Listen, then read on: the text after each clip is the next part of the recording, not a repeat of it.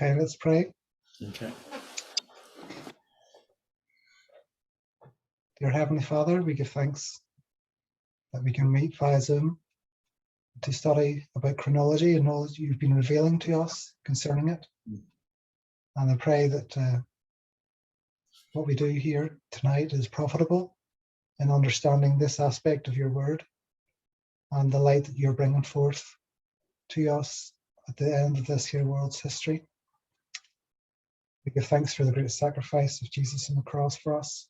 Mm-hmm. May all the glory be to you, and give thanks for all that you've done in our lives. Bring healing to me as well as I present this. I pray in Jesus' name. Amen. Amen.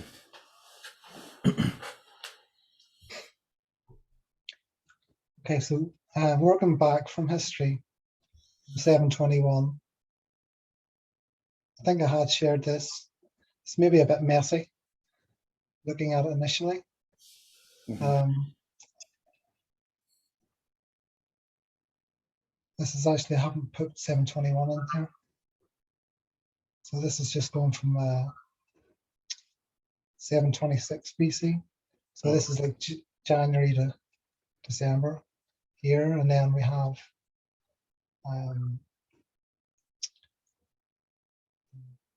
September to September count. And then like a March to March, April, the spring to spring count. Yeah. And basically the issue of the fourth year is of Josiah. Mm-hmm. So this is when Hezekiah has his Passover. The suggestion is that Hezekiah is now counting from on a fall to fall count. Mm-hmm. And this is his first year. And then Hezekiah, he just like maybe had a short session year. Maybe Ahaz dies. Okay. This would be 727. And then this would be the 15th year of Ahaz. So we know he reigns 16 years. The understanding is it could be like just over 15 years, but it's like rounded up to the 16th year. Okay. And so Hosea, he begins to reign in the 12th year of Ahaz. So I have him roughly coming in 730 BC in the fall. So there's no accession year, so that would be his first year then to the next fall, to the 13th year. And then, so this is just tracing back the first year of Ahaz, it'd be 741 BC. And in March, the spring to spring count for him. And so his accession year then would maybe begin after the March, April time period. And this would be the time when he would be before meeting Isaiah and receiving the prophecy concerning the 65 years. Okay, so you having Hezekiah or Ahaz with a fall to fall rain or spring to spring? No, spring to spring. Okay. So, but this is his accession year until the spring. Okay. So Jotham, in the 15th year of Jotham, he dies. And then it's the accession year of Ahaz. So again, Jotham reigned 16 years. And I'm saying that there's rounded up as well. So it's just over. He would die. He would reign. He would die in the 16th year. Okay, so and then this is the vision of the prophecy concerning the 65 years. 742, which begins the prophetic mirror. Okay. Then we can go back to the first year of Jotham, would be in 7. So this is 758 BC. So this is when Pekah smote Pekahiah and reigned in his room in the 250th year of Azariah. Which is Uzziah. Yes, which is Uzziah I have here. So I've considered that just the first year then. So that's happening sometime maybe around the summer or early spring or something. And then it's the second year of Pekahiah is again from fall to fall. And then Uzziah dies in his 53rd year after reigning 52 years. So his is maybe like round it down. So because we know he reigns 52 years, so, but he maybe reigns. Maybe dies just in his 53rd. But it says year. that Jotham begins to reign in the 52nd year of Uzziah.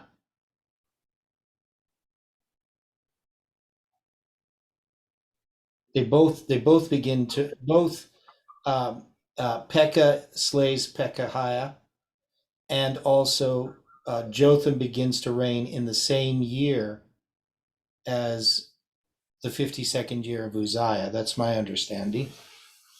Well, we don't have that information. I don't think we have it. In the second year of Pekah, began Jotham the son of Uzziah, king of Judah, to reign. Okay. And it's Pekah who begins in the 52nd year. So I'm Pekah. Yeah, so Pekah begins in the right. So Pekah begins in the I was getting mixed up. So Pekah begins in the 52nd year of Uzziah, right? And then Jotham, he begins to reign. Well, Uzziah dies in his 52nd year. But you're saying it's the second year. That's because Pekah does not have an accession year, right? Yes. So he counts his first year. So what is the verse I have here? I'm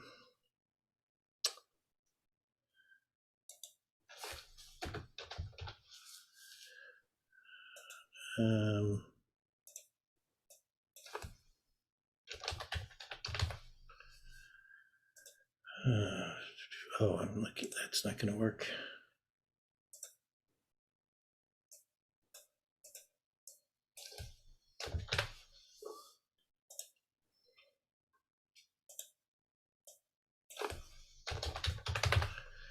I had this written out somewhere, but yeah. So Pekah is going to, so he's going to kill Pekahiah in the 52nd year, and then it says that Jotham, in the second year of Pekah, Jotham begins to reign. Okay, yeah. So, but we're assuming that it's going to be in the 52nd year of Uzziah, so that there is an overlap there. So Jotham is counting his reign spring to spring, Pekah's counting it fall to fall.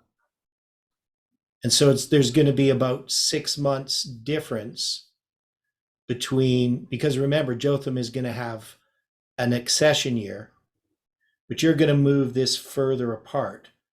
All I'm doing is saying that Uzziah dies not far into his 53rd year. Yeah.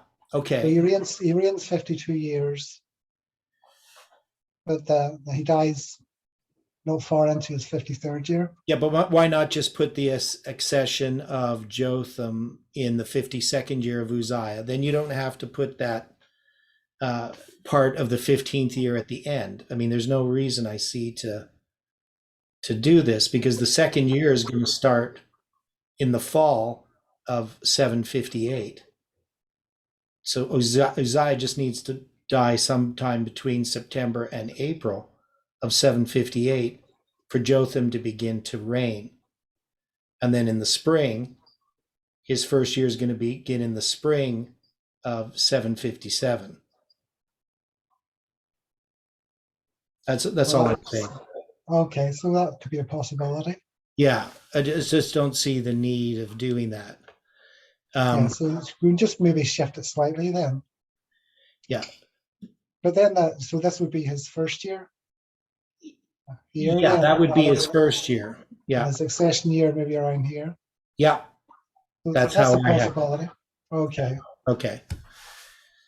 Yeah, because they're about 6 months apart, is my understanding of Jotham and Pekah, that they're staggered in that way. And that's why when we have this, because we're going to have Pekah reign 20 years, remember?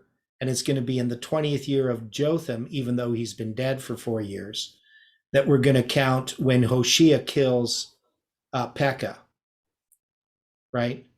So if you move that all down, that puts the 20th year of Ahaz, or of Jotham, pardon me, it puts it way past the years of Pekah. Unless you're just going to argue that they're going to count Pekah's reign, like as he reigns 20 years, but they're going to count the whole span as being 20 years, because it's really kind of like 19 years, I guess. We don't know exactly when in the year that he's killed by Hoshea. But anyway, that's me being really picky. I think, though, it makes more sense, and it's more Okay, so consistent. I haven't put in Peg's 20th year here, so I'd have to consider that. Yeah. And just add that to the structure, just to get an idea. Okay, thank you. Okay. So we'll end that. Okay, so that it works out good otherwise, so and we show this for people watching this, that it's quite a complex puzzle, that there isn't just a simple straightforward solution to it all, but there are some things we do know for certain and other things we don't, and it seems to be that because they choose to count the death of Pekah by Hoshea in the 20th year of Ahaz, I take it as the position that Ahaz is counting his reign fall to fall, which you don't quite have. You have more or do you? Spring to spring. Yeah, you have a move spring to spring, where I have a move fall to fall, which solves some other problems as well. So but that's the reasoning I have why they choose Ahaz's count, and then that fits really well. And then, in a sense, we have two counts for Ahaz. You could continue to count him spring to spring if you wanted to, and that kind of gives us his 16 years of reign. But really, it's more 15 years because of the fall to fall count. So instead of sort of having that 15th year half reign there, it's 16 years if he was counting the proper way, spring to spring, but he's already been counting fall to fall. So, and the reason I would do that is I don't think that Hezekiah would have chosen to go to a fall to fall reign, because that would be a type of a rebellion to some degree that Ahaz is making when he chooses to count his reign fall to fall. So Ahaz chooses to do that, and Hezekiah carries on with that count. That's the position that I have.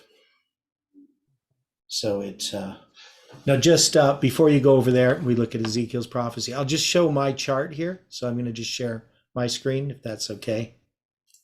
And we'll go back sharing yours. So with my chart here, I know it's a little bit tiny, but so I'll zoom in a bit. But what you see, just to take this whole span of time, is I have you're going to have Pekah begin in the 52nd year of Uzziah, and then Jotham, his reign is going to be in the second year of Pekah. So Stephen was putting this like an accession year. So it's going to be his first year, which is going to line up with the second year. And then we're going to see the 20th and the 20th here. So this is the 20th year of Pekah, and this is the 20th year of Jotham, even though he's been dead for 4 years. So then, okay, let's move it this way. And then you're going to see here, we have lined up the same way. You're going to have this here is the actual spring to spring count. So the first year of Hezekiah is going to be the 4th year of Hoshea. And so the spring of 726 is going to be that Passover in the second month. Passover in the second month. So, but I know we still probably aren't finished with this puzzle. Okay, so you can go back to yours there, Stephen.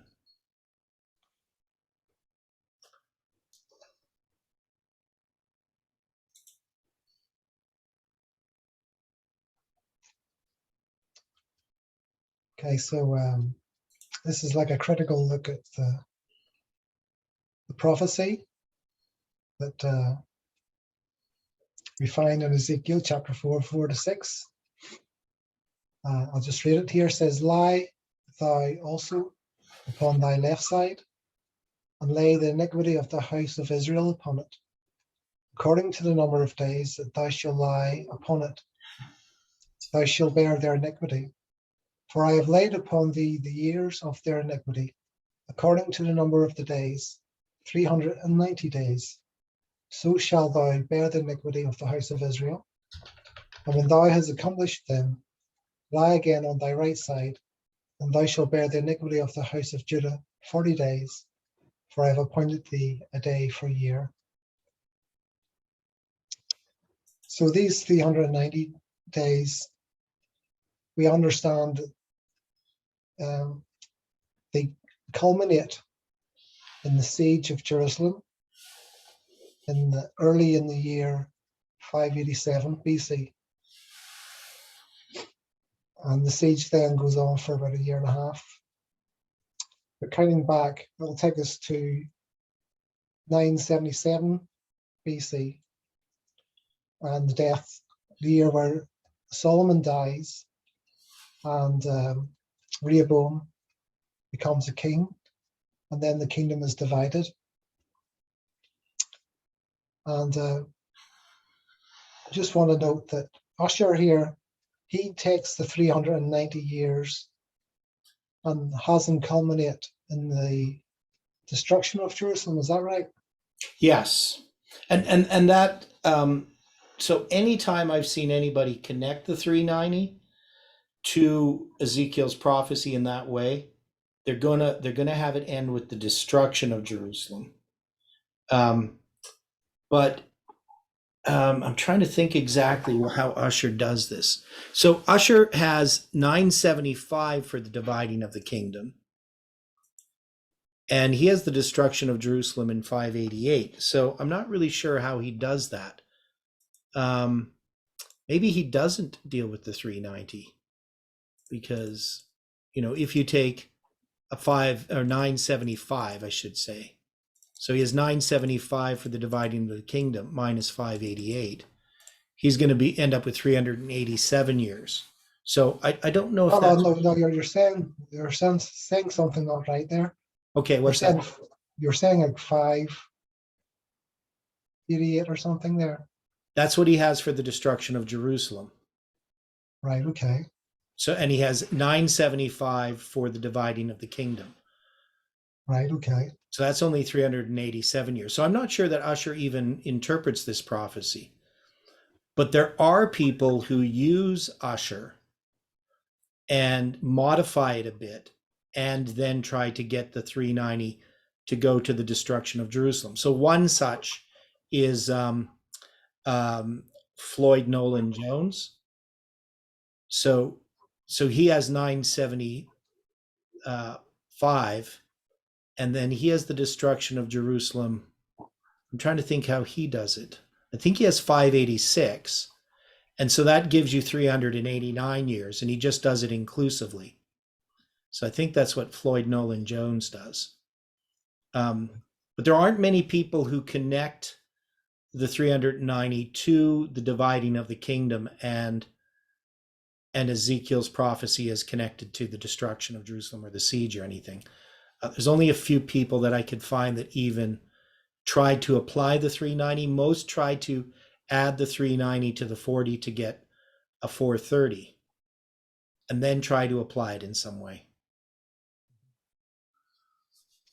So, okay. So the 390 years will take us back to the passage in 1 Kings chapter 12, verses 26 to 13, verse 5. And this is the story of the two calves being set up. So we're not going to have to read it all. We just know that this is when the kingdom is divided. And we have here a false Day of Atonement with the 15th day of the 8th month, which we understand is a symbol of August 15 and the Midnight Cry. That occurred with the presentation of Samuel Sloan in the Exeter Camp Meeting in 1844. So we see that Ezekiel is very much already has a connection to the second angel's message, and there is more as we read on.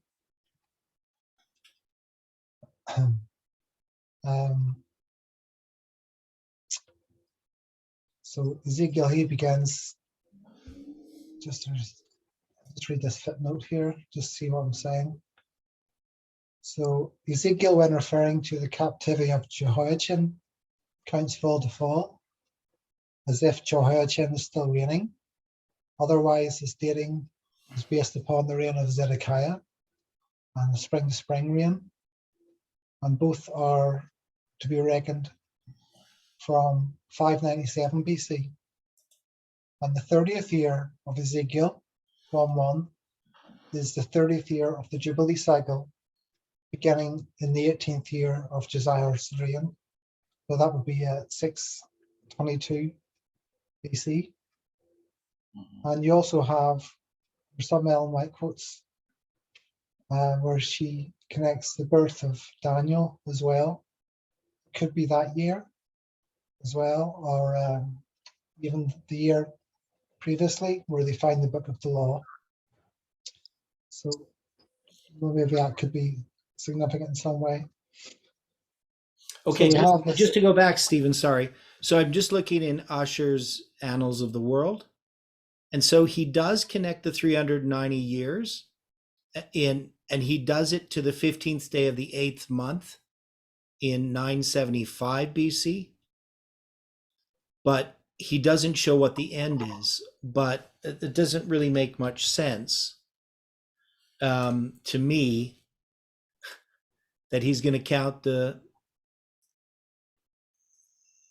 because he's going to put this in 588. So what is he doing here? So he's got 588. I don't know. I don't know how he connects 975 to the 390 years to anything, even though he says it. He doesn't give the end point, so he doesn't say where he's marking the end of it. Right.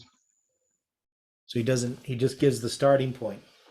So that's kind of odd. Okay, sorry about interrupting you there.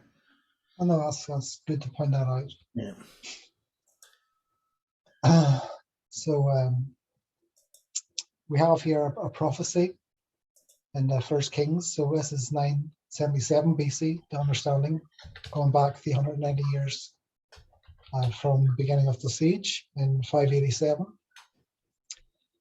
And it's Josiah by name This is a prophet that comes from Judah and goes to Bethel. Our understanding that he's in Bethel here. And he says, Josiah by name, and upon thee he shall offer the priests of the high places that burn incense upon thee, and men's bones shall be burnt upon thee. And he gave the sign the same day, saying, This is the sign which the Lord hath spoken. Behold, the altar shall be rent, and the ashes upon it shall be poured out. And it came to pass, when Jeroboam heard the saying of the man of God, which he had cried against the altar in Bethel, that he put forth his hand from the altar, saying, Lay hold upon him, and his hand which he put forth against him dried up, so he could not pull it in again. The altar was rent, and the ashes poured out from the altar, according to the sign which the man of God had given by the word of the Lord. So we have in this here year, on the 15th day of the 8th month, a prophecy concerning Josiah. Now, it's going to be roughly fulfilled about 350 years later, if we is the understanding we're going to suggest.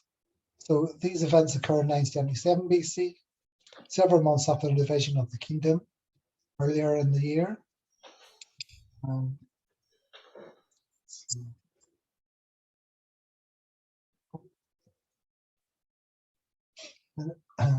It is to this year that 390 years of Ezekiel 4:5 directs us as to the beginning and the commencement of the siege of Jerusalem. So we have mentioned that.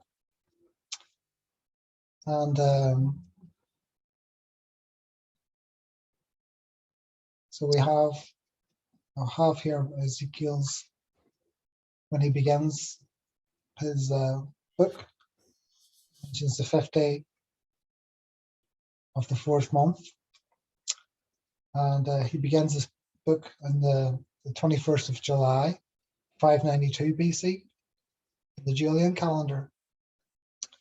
If we are to understand that Ezekiel was to lie on his left side for 390 days from that date, the date which he would turn to lie on his right side would be the 15th of August, 591 BC, a date which can also be expressed as the 15th day of the 8th month, albeit in another calendar.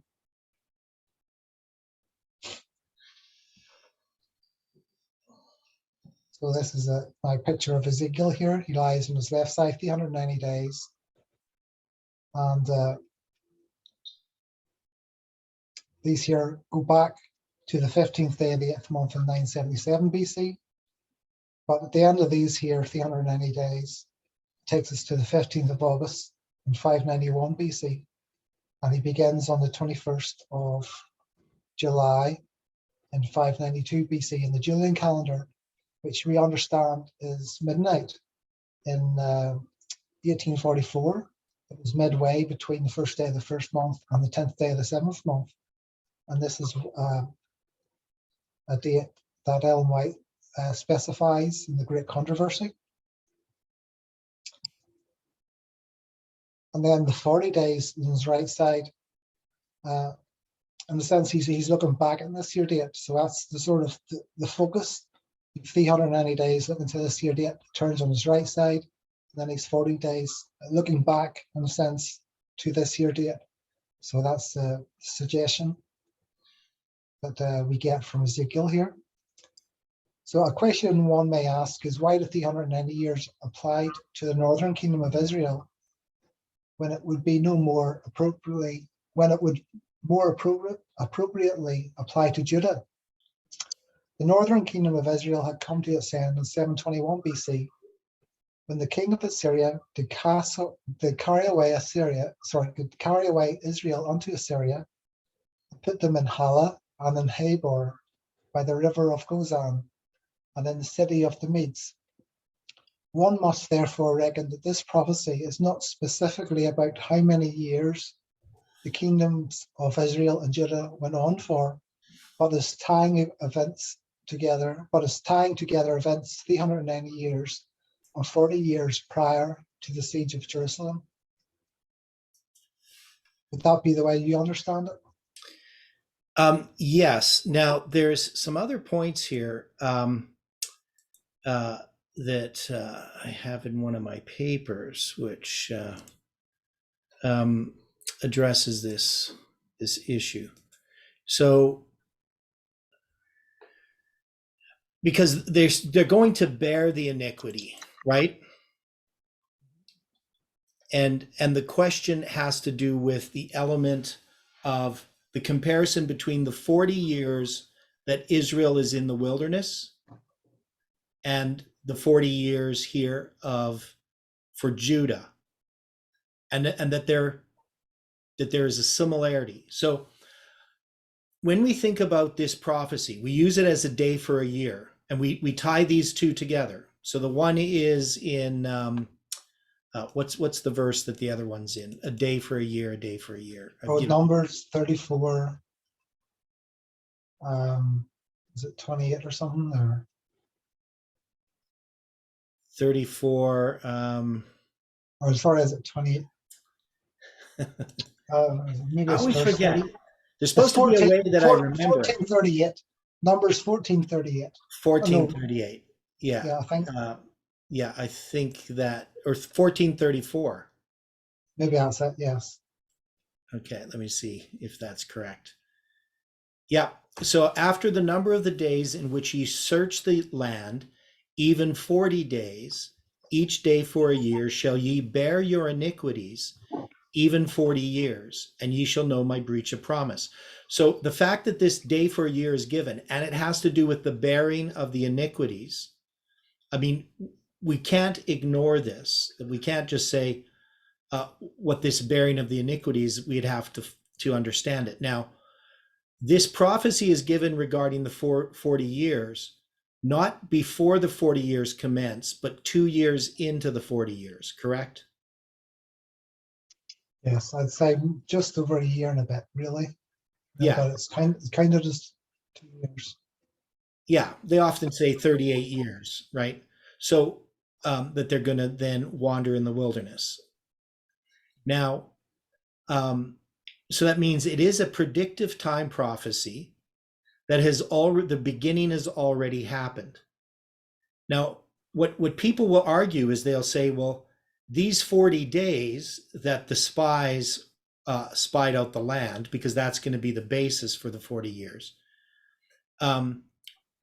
is that you're going to be giving these day for a year in sort of a reverse order. That is, they're going to bear the iniquity for 40 years to mark the 40 days. But in Ezekiel, he's going to lie on his side for 40 days to bear the iniquity, marking the 40 years. Does that make sense, what I'm saying? Mm-hmm. That it appears to be a reversal.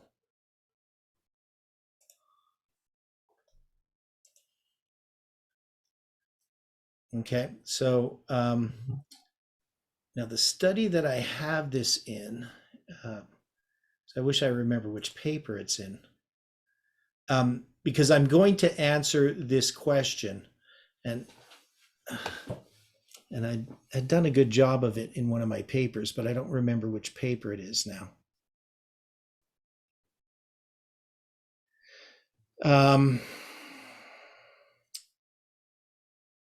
Let me see. I have too many papers to look through. So I'll try to do my best with it. So let's go to Ezekiel then. Here, can I bring up the verses just so I can go between them? I'll share my screen. Okay. So when we look at this one in Numbers, again, so it's Numbers 14, verse 34. After the number of the days which ye search the land, even 40 days, each day for a year. Now in Hebrew it says a day to a year, a day to a year. So it's a doubling. Shall ye bear your iniquities, even 40 years, and ye shall know my breach of promise. And then when we go to Ezekiel chapter 4,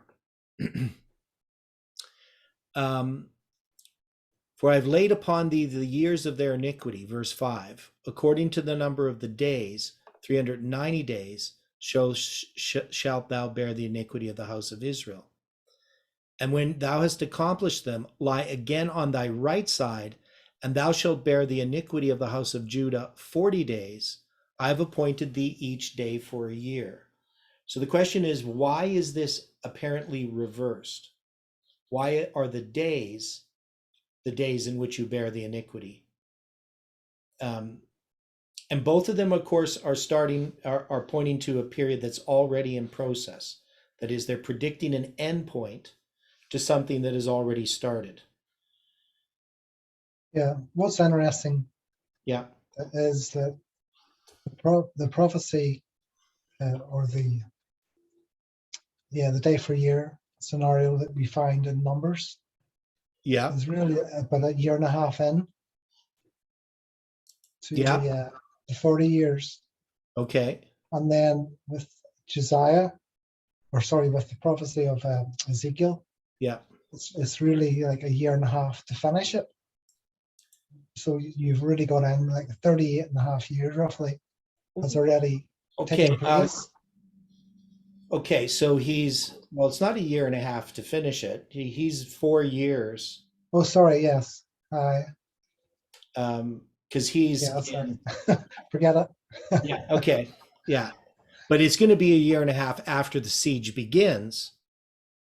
So the year and a half is going to be after the end of the 40 years, not preceding the end of it. Okay, so yeah, so what we have here, though, the question is, why are these reversed? Is there any significance in their reversal? Because this is often used as an attack.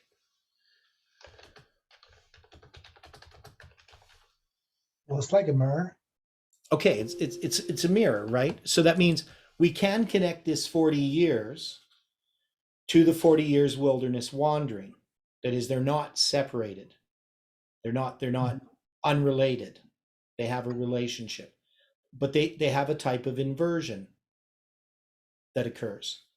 And they both are predicting, so they're both applying this. And notice he only says it in connection with the 40 days, right? So he mentions the 390 years, but it's really once he mentions the 40 days that he's going to then quote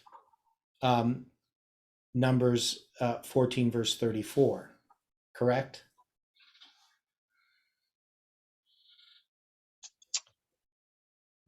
Sorry, say it again.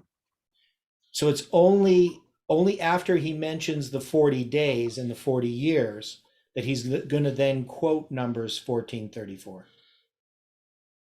Right? So he doesn't say it twice. He doesn't say, I've given you a day for a year in connection with the 390 and then a day for a year in the connection with the 40. He's just going to mention it in connection with the 40. So he, in verse 5, he talks about the 390, and you're going to bear the iniquity of the house of Israel. And when thou hast accomplished them, lie again on thy right side, and thou shalt bear the iniquity of the house of Judah 40 days.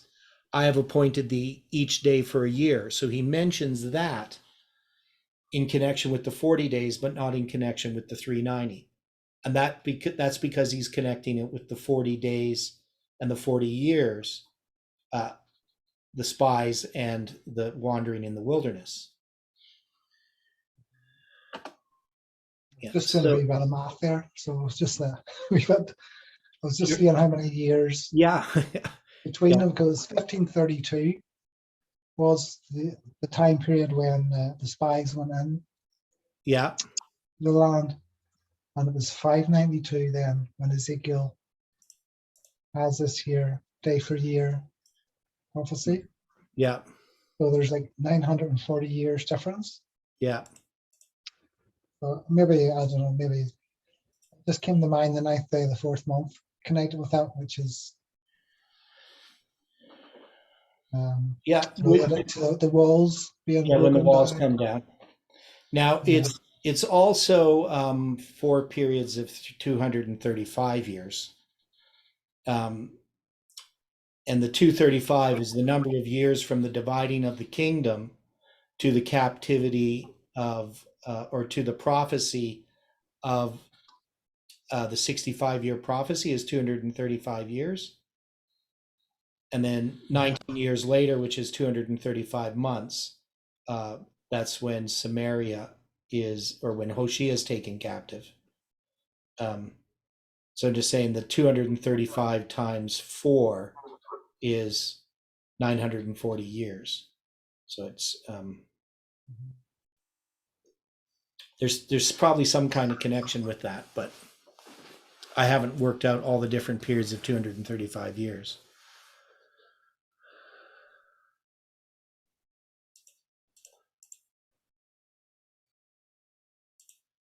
Okay. Okay, so we get now.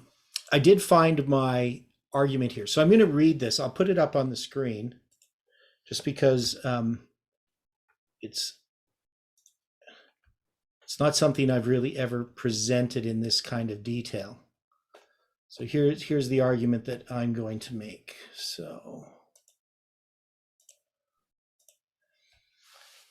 okay, so it says, in Ezekiel's first vision, he is instructed to depict the city of Jerusalem under siege, right? So he's going to make this mock-up of the city of Jerusalem. He's going to put this iron pan for a wall between him and the city, and he's going to set his face against it. He's besieging the city, and that's one of the reasons why we mark the beginning of the siege as the end of the 390 years and the 40 years, because that's what he's predicting. He's not directly predicting the date for the destruction of Jerusalem. He does so indirectly, but he's directly predicting this date. He is then told to bind himself on his left side for 390 days. Should say days, not day. Face his depiction of the siege, and then do the same while on his right side for 40 days. Now, in your picture, you have him on opposite sides of the city. What was the reason for that? Because I have him just flipping over the other way. We had a discussion about this before. Okay, I suppose, well, if he's going to make this here siege, Yeah, this here like a model of the city. yeah. No, if he flips around the other way, it's going to be at his back. So Well, no, he wouldn't he be just looking at it. No, he just flips over the other way, head to toe. Is what Oh, I'm right, saying. okay, I get you. Yes. I haven't flipped head to toe. Well, So I would have put him in front of the city and had him, lying head to head, so to speak, or toe to toe, in how I would depict it. But that's just how I visualized it. I suppose that's viable. Yeah.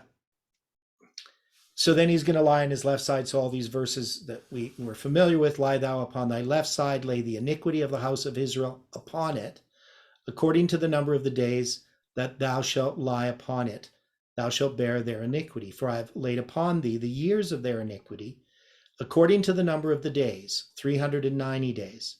So shalt thou bear the iniquity of the house of Israel. And when thou hast accomplished them, lie again on thy right side, and thou shalt bear the iniquity of the house of Judah 40 days. I have appointed thee each day for a year. Therefore thou shalt set thy face toward the siege of Jerusalem, and thine arm shall be uncovered, and thou shalt prophesy against it. And behold, I will lay bands upon thee, and thou shalt not turn thee from the one side to the other, to another, till thou hast ended the days of thy siege.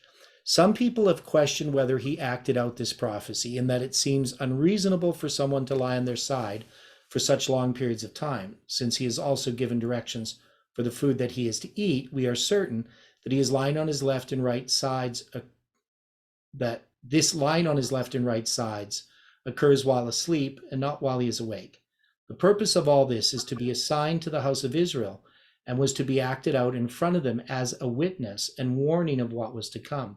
Since we know that later prophecies were acted out and seen by the people, it would be odd not to have this acted out. Its purpose would not be realized. The literal days that Ezekiel lies on his sides are symbolic of periods of years. The days that he lies on his left side mark the periods of Israel's iniquity. That is, they represent the 390 years from the dividing of the kingdom to the start of the siege. Ezekiel is asked to lie on his left side to bear the iniquity of the house of Israel, in that the Lord states, "For I have laid upon thee the years of their," northern Israel's, "iniquity, according to the number of the days." Ezekiel 4, verse 5. He does the same for Judah. "And when thou hast accomplished them, lie again on thy right side, and thou shalt bear the iniquity of the house of Judah 40 days. I have appointed thee each day for a year." The significance of the idea of a day for a year here in Ezekiel has been debated for centuries. It is a quote direct from Numbers 14:34. "After the number of the days in which ye search the land, even 40 days, each day for a year, shall ye bear your iniquities, even 40 years, and ye shall know my breach of promise." The Hebrew has the phrase Yom Lahashana, Lam Lahashana, which is literally translated, a day to a year, a day to a year. The same doubling exists in Ezekiel. The context in Numbers 14:34 is that God was telling the Israelites that they would have to wander in the wilderness for 40 years due to their rebellion. The 40 years is the result of the 40 days that the 12 representatives were sent ahead to spy out the land of Canaan prior to Israel entering the land. We even have the parallel to bearing iniquity. When we look at the time periods themselves, we can easily fit the 390 years from the dividing of the kingdom of Israel in 977 to the start of the siege in 587 BC. We illustrate this below. So there's just a simple diagram of this. While we have an event that marks the commencement of the 390 years for the iniquity of the house of Israel, at this point, we have no such event to start the 40 years for the iniquity of the house of Judah. Since we have assumed that both periods end with the commencement of the siege in 587 BC, we must look for an event in 627 BC. And what could this event be? Ezekiel has been giving us clues. So you've mentioned some of these. One is the 30 years of the Jubilee cycle, right? Mm-hmm. That's going to give us this time frame that's going to tie us back to Josiah. So in the 30th year of, it doesn't say of what, and in the 5th year of Jehoiachin's captivity, that he's going to have this vision in Ezekiel 1:1. And I show here that this Jubilee cycle is going to go back to the year of Josiah's Passover. And that's going to be the 18th year of Josiah. But what we're going to have to do is tie this to an event that happens 5 years earlier. And that's going to be seen in 2 Kings chapter 23. So now there was something here that I think maybe it was a footnote. I'm just going to go back because I think it was in this paper that I addressed one of these points.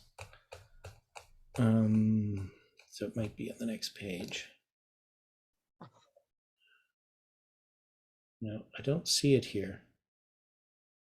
Okay, anyway, do you want to go on? You can share your paper and you can go on and explain this part. Okay. I'll try to see if I can find this. That's what I have to do.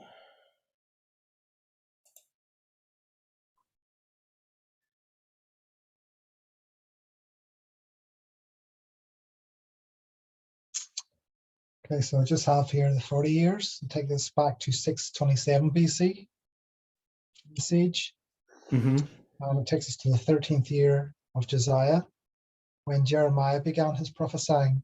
So Jeremiah chapter 1, verses 1 to 3. The words of Jeremiah, the son of Hilkiah, of the priests that were in Anahoth, in the land of Benjamin, to whom the word of the Lord came in the days of Josiah, the son of Ammon, king of Judah, in the 13th year of his reign.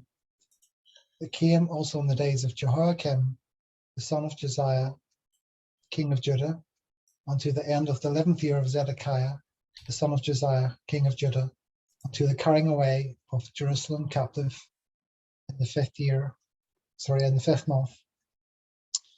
So the span of time emphasized in these verses is 41 years, taking us from 627 to the summer of 586 BC. This is the only event the Bible identifies as occurring in the 13th year of Josiah. But a question arises as to what connection does the beginning of Jeremiah's prophesying have to do with the events of 977 BC. In each case, we can see a prophet bringing a message of judgment against idolatry.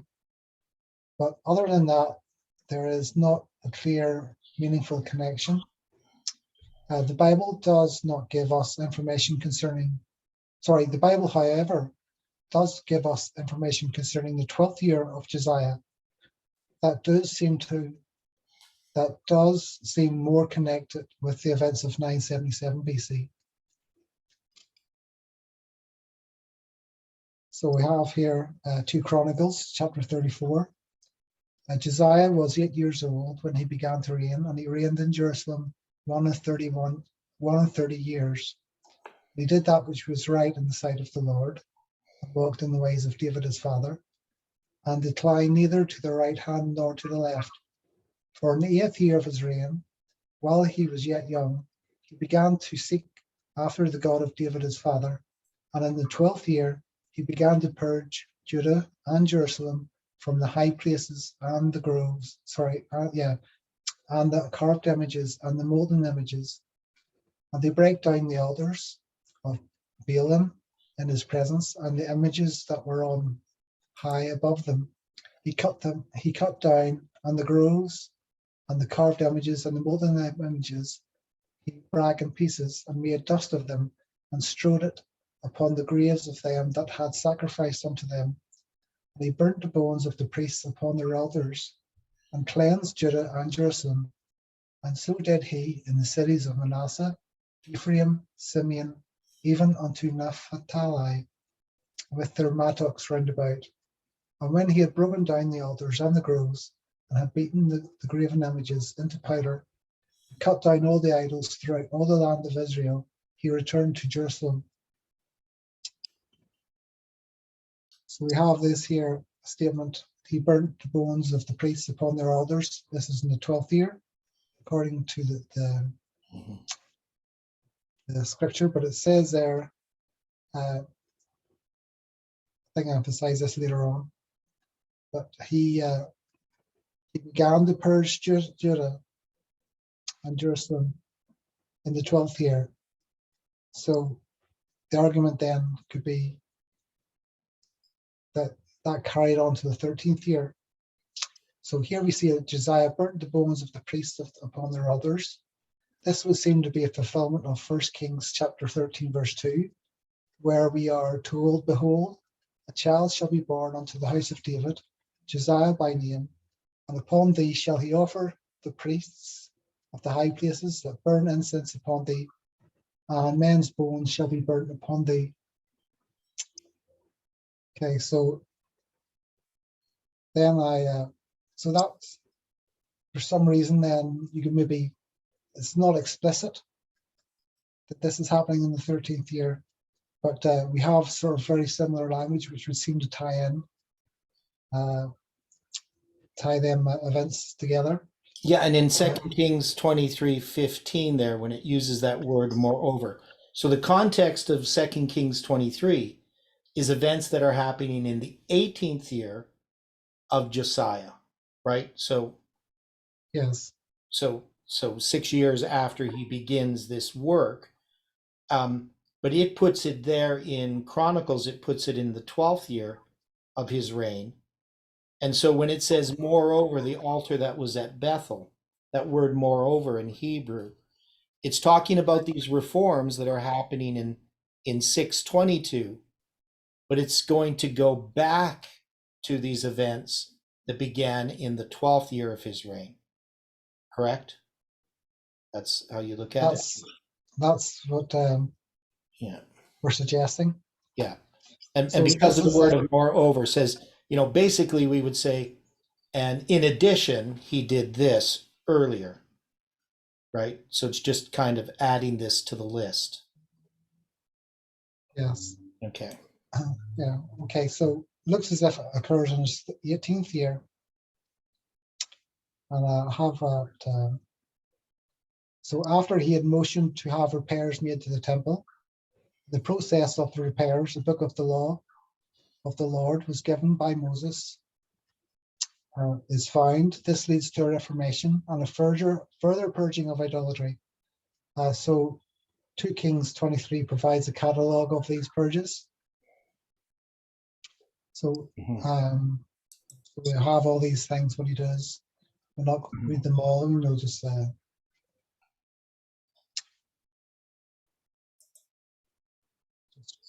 temples of Baal or images of Baal and whatever,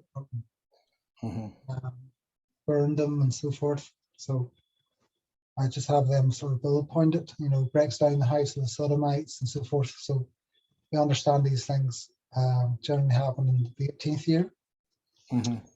So after these actions, a Passover follows and more purges are mentioned, but these would seem to be a recap of what had occurred prior to the Passover.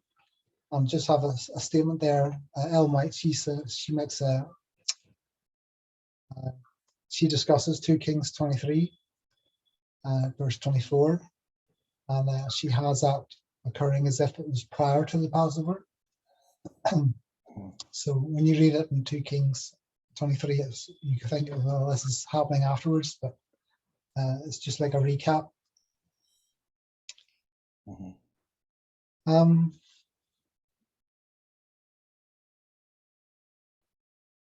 So that's just that recap.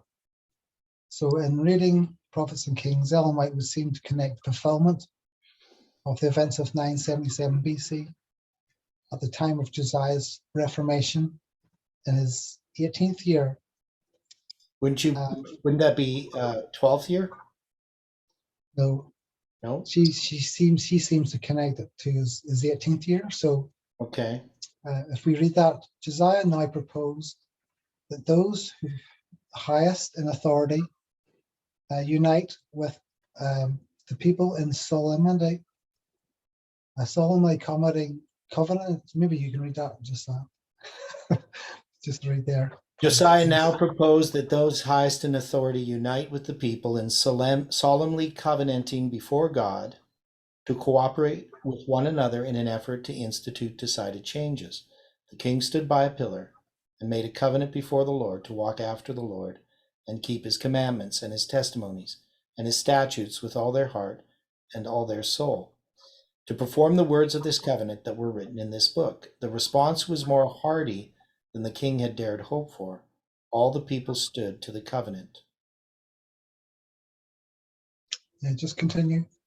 In the Reformation that followed, the king turned his attention to the destruction of every vestige of idolatry that remained. So long had the inhabitants of the land followed the customs of the surrounding nations in bowing down to images of wood and stone, that it seemed almost beyond the power of man to remove every trace of these evils. But Josiah persevered in his efforts to cleanse the land. Sternly he met idolatry by slaying all the priests of the high places. Moreover, the workers with familiar spirits and the wizards and the images and the idols and all the abominations that were spied in the land of Judah and in Jerusalem did Josiah put away, that he might perform the words of the law which were written in the book that Hilkiah the priest found in the house of the Lord. Okay.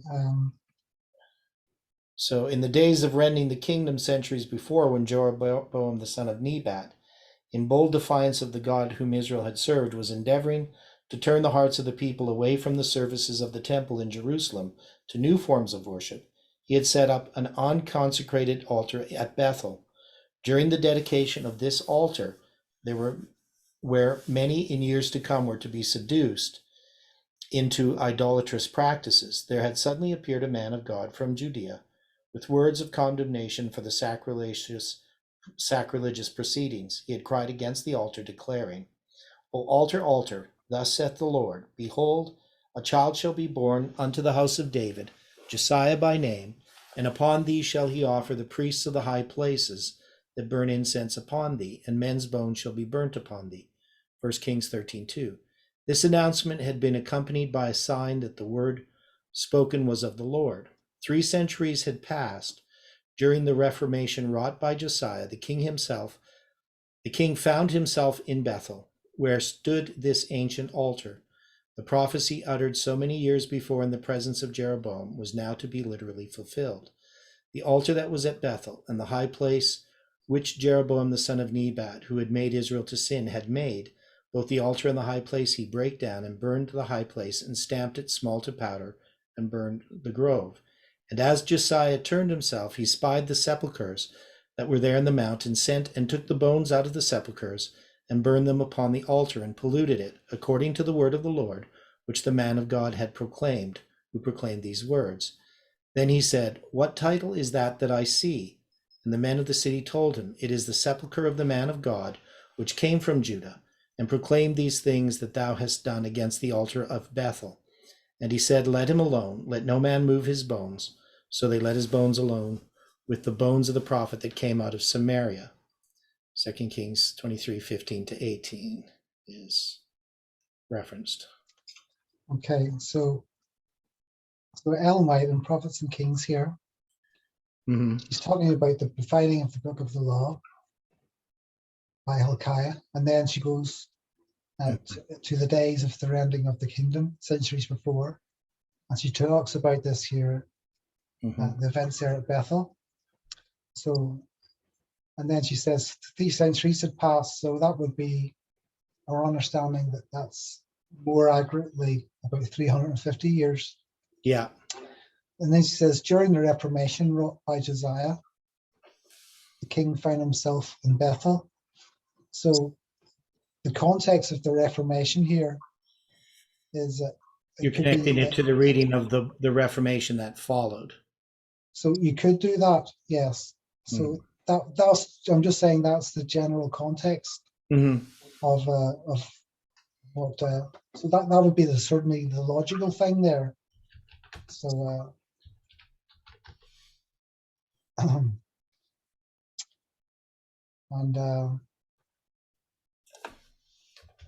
so the 18th year of Josiah would correspond to 622. So this would be 35 years prior to the siege, and 355 years from the events of 977 BC.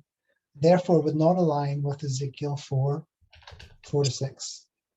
It does, however, connect the date of when Ezekiel begins lying on his side for 390 days, in that Ezekiel 1:1 mentions the 30th year, being the 5th year of the captivity of Jehoiachin, which relates to 592 BC, being 30 years from the Passover of Josiah. So, just looking at the information we're given, that's like a diagram. So this is 628 BC. We have the 12th year of Josiah, which we're suggesting goes into the 13th year when Jeremiah begins prophesying. And then this year, book in the law is found 5 years later. And then there's a reformation there as well, and further purges of idolatry occur. And then you have a 30-year period to when Ezekiel begins to prophesy. And then that's 5 years then to the siege. So we have these 40 years go back to this 13th year, and it would be the 390 years then to 977. And then that would leave 350 years then to 627. So a solution, an understanding that can be applied that would most likely link the events of 977 to 627 is that if we take the word moreover, I think you said that as akin to a parenthesis relating to what Josiah did in a previous time. And we just will bring the note there that he began to purge, which we said, and 2 Chronicles 34 mentions that he went to the cities of Manasseh and Ephraim, Simeon, unto Naphtali, and so we can connect Bethel, though it was originally part of Benjamin, became the territory of Ephraim by the time of Deborah and Barak. So he purges first Jerusalem and Judea, and then he goes to Ephraim, and So we find that Bethel's in Ephraim. We mentioned there Bethel and Mount Ephraim there in Judges 4:5. And you can maybe even see Bethel being connected with Ephraim there in Hosea chapter 10, verses 11 to 15. So by the time of Josiah, Ephraim or Israel had not been a kingdom for approaching a century, but it seems that Bethel could have been associated with his domain. And it just mentions there 2 Kings 34 that this is in his 18th year when he breaks down the groves and so forth. He carries the ashes of them onto Bethel. Mm-hmm. Now he could be just removing them outside Israel. That's a possibility. But so 2 Chronicles 34 notes that the cities of Ephraim, of which Bethel may have then still been associated. Therefore, after Josiah had begun the purging of the idols from Jerusalem and Judea in his 12th year, so I think we've covered that, he went on to proceed to Bethel and Ephraim and the other cities that were associated with that tribe, as well as to the cities associated with the other tribes mentioned in his 13th year, thus fulfilling the prophecy of 977 BC, providing a logical link to the 390 and the 40 years of Ezekiel. 4 to 5, 5 to 6. So among those who had hoped for a permanent spiritual revival as a result of the Reformation under Josiah was Jeremiah, called of God to the prophetic office while still a youth, in the 13th year of Josiah's reign. A member of the Levitical priesthood, Jeremiah had been trained from childhood for holy service.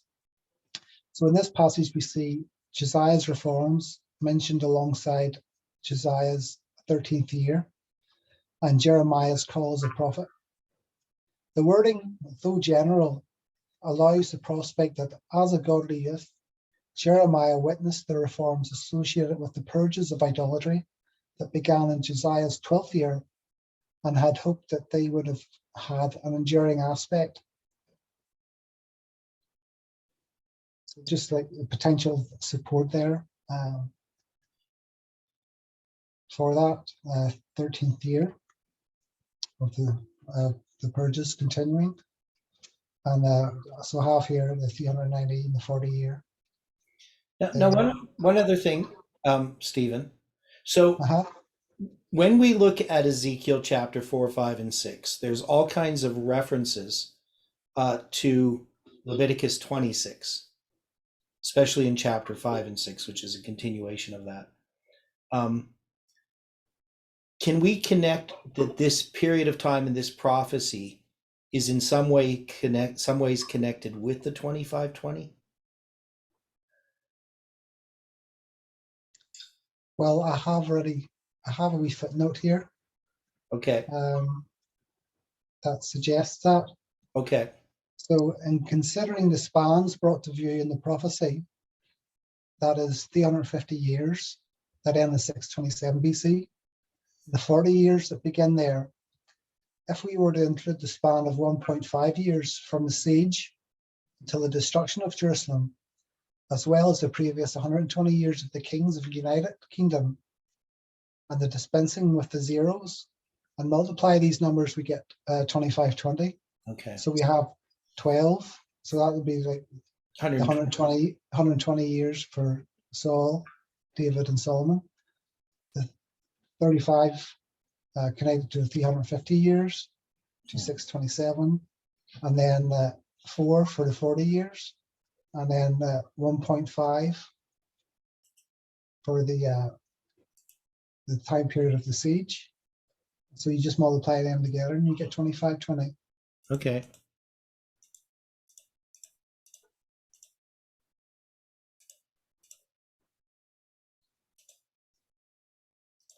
And then, yeah, the destruction of Jerusalem of 586 was the fulfillment of the 7 times.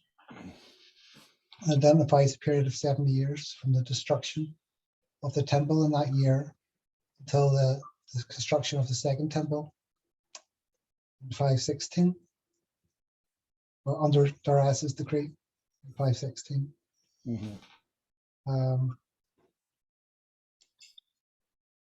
So would that be support for Yeah. 2520? Yeah, that would be support for the 2520. Also, just the prophecy here is addressing issues that relate to the 2520 itself. So remember, we have Manasseh's captivity in 677, and then we're going to have this period of 70 years. Now, that period of 70 years is going to end with the captivity of Daniel, and then we get another period of 70 years. But it's the failure of Josiah's reforms that are going to lead to Daniel's captivity. So this is Josiah's reforms occur in a period of time that is being allotted for reform, and they're going to fail because he goes to war against Egypt, which he's not supposed to do. So you have the numbers there that connect this, but we can also see that it's connected in the themes that are there. That this is part of the progressive destruction of four. That as it happens in that first generation, the first period of 70 years. So it says, if you're not reformed by these things, then wild beasts will rob you of your children. And that's what's going to happen. So they're in that period of time from Manasseh's captivity to his reform, and then his grandson's reform under Josiah, they're still going to fail. They're going to fail to complete the first 7 times, to have it do its proper work. So that was kind of more what I was thinking about, but I like the numbers there. Taking if you don't take out the zeros, you just get 4 zeros at the end. That's all of 2520, and then, well, actually 3 extra zeros. So you get 252 and 4 zeros. But yeah. Yes. If you add them together, you get 52.5, which is maybe like a symbol of the 525 Yeah, days. okay. So that connects it to the 777. So you're saying if you add 12 plus 35 plus 4 plus 1.5, you get 52.5, and that 52.5 is that inversion or iteration of the 2520. But the two added together create the 777. Yes. Yeah, okay. So, conclusion, though the 390 years have been correlated with the period of the kings of Judah, the prophecy of Ezekiel 4 has otherwise not been understood in the history of Christendom. As God has been progressively unsealing prophecy as we approach the end of this world's history, we can see the potential of the prophecy concerning Josiah in 977 BC meeting its fulfillment in 627 BC, thus providing significance to the prophecy of Ezekiel 4. The evidence may not be able to be proven conclusively, but it offers the most probable, comprehensible solution. Yeah. So I think it's something more we can see by faith, that for it to have any meaning at all, really this is the only thing that would provide it, that understanding,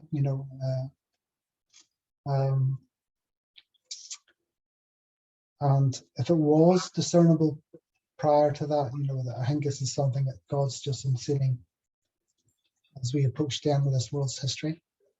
Mm-hmm. We can see these things. If it was more clear, it would have been maybe seen prior to that. So it's just something that God had specifically required to open up this year time. Yeah.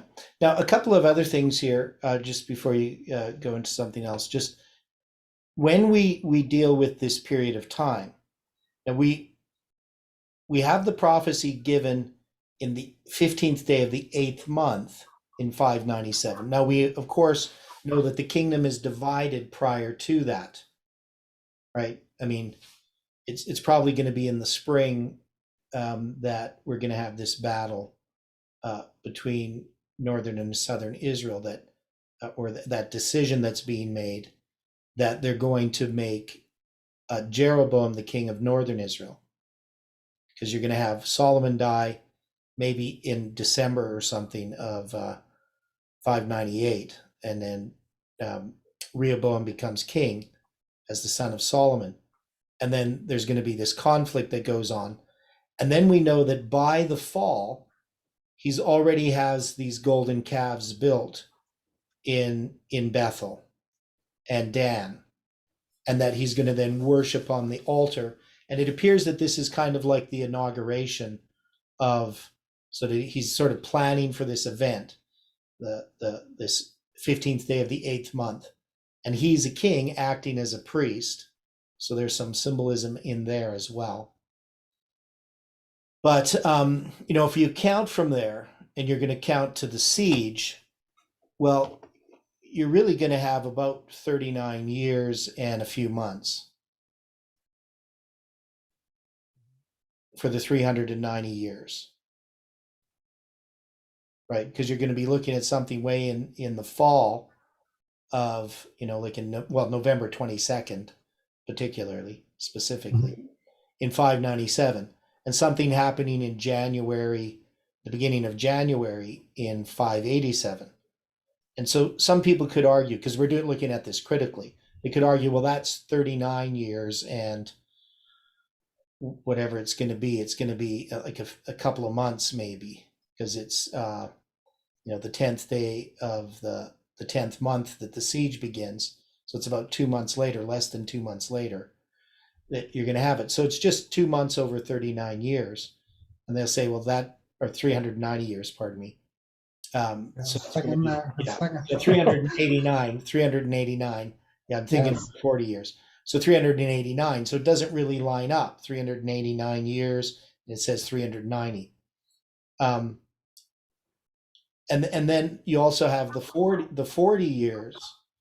I mean, you could argue, well, again, you're starting with this siege in January, and again, it would be a shorter period of time.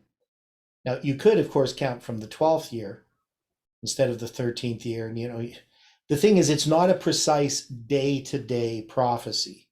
That is, you don't have one specific date starting and another specific date ending it. Other than that, when the siege occurs, Ezekiel is told to write down this day, even this day, because he's marking the date in which his prediction was fulfilled. Because he doesn't know the date when it's going to happen, when the siege is going to happen. He just knows it's 390 years and 40 years. But when the siege occurs, he's 500 miles away, and he's told to write this down, that the siege had begun. And we know that connected with all this, he's going to be told that he's going to be made dumb until somebody returns from the destruction of Jerusalem who has seen it. And so he's going to have to wait really 2 years until he knows that Jerusalem is destroyed, because that's going to be a year and a half to the destruction of Jerusalem, and then another 6 months to the escapee coming to him. So it's a rather interesting how this whole prophecy all fits together. But somebody looking at it critically could always kind of poke holes in it. But as you say, I think it's the most reasonable sort of way to understand this prophecy, even if it's not as precise as we would like, or that we don't have that, clearly stated argument. But you put all the pieces together, it definitely gives you the most clearest picture. We know that Josiah is the fall reign. Yeah. So if he's beginning to doing that purging in his 12th year, Yeah. Say if it's, it's maybe not really like the first day of his 12th year or whatever, it's going to take some time Yeah. for him to do that purges. So it's pretty much likely to go into the 627 Yeah. BC. So if he's beginning at the sort of end of the year, it's going to take way into the 627. So And that yeah, he'd probably apply do at it more time. in the spring, but it's hard to say. Yeah. Yeah.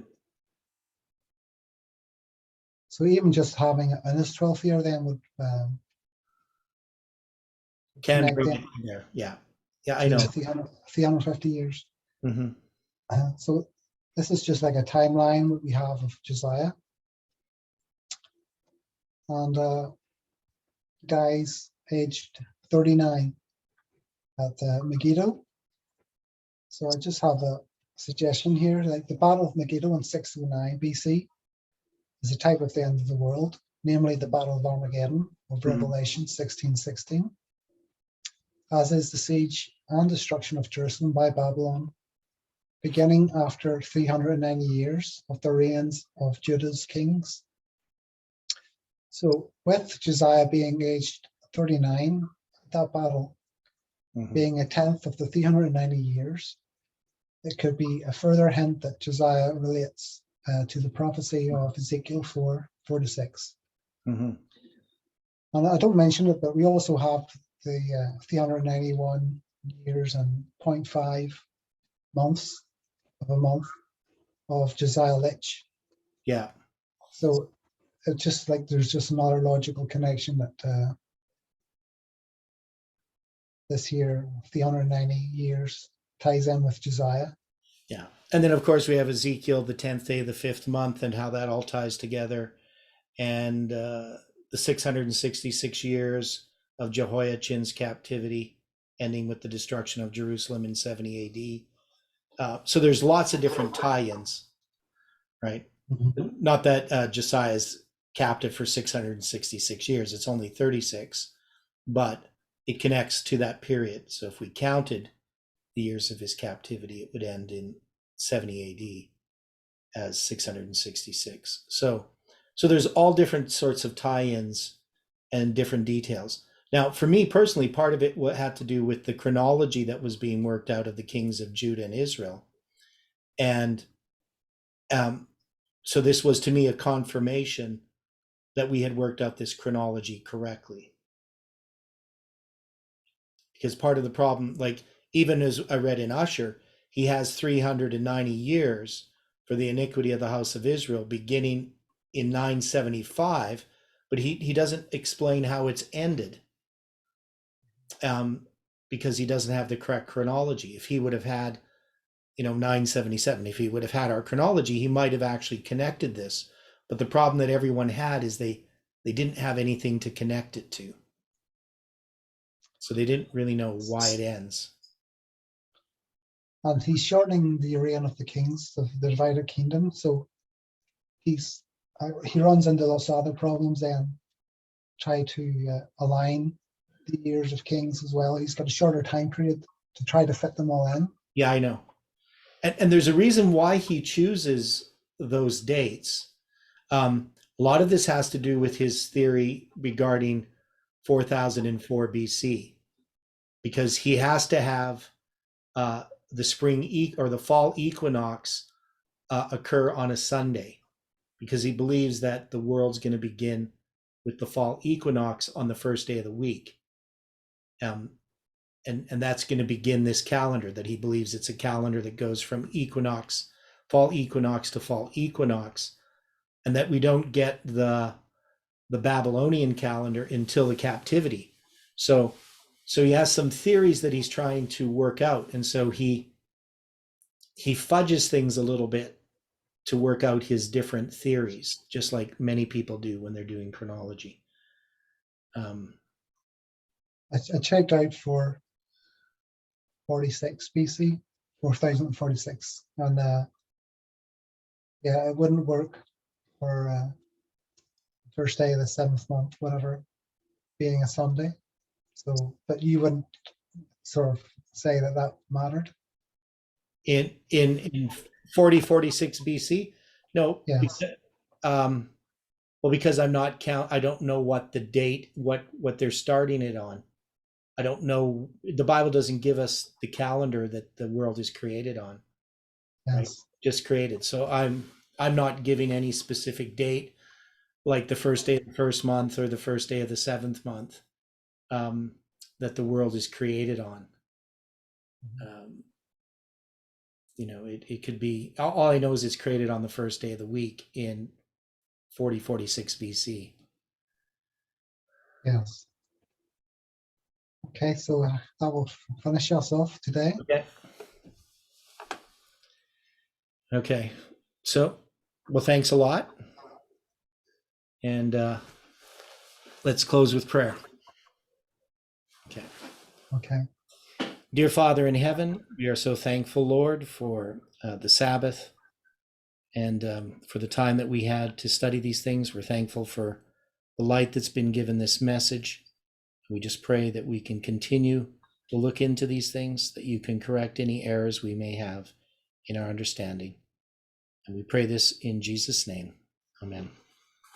Amen.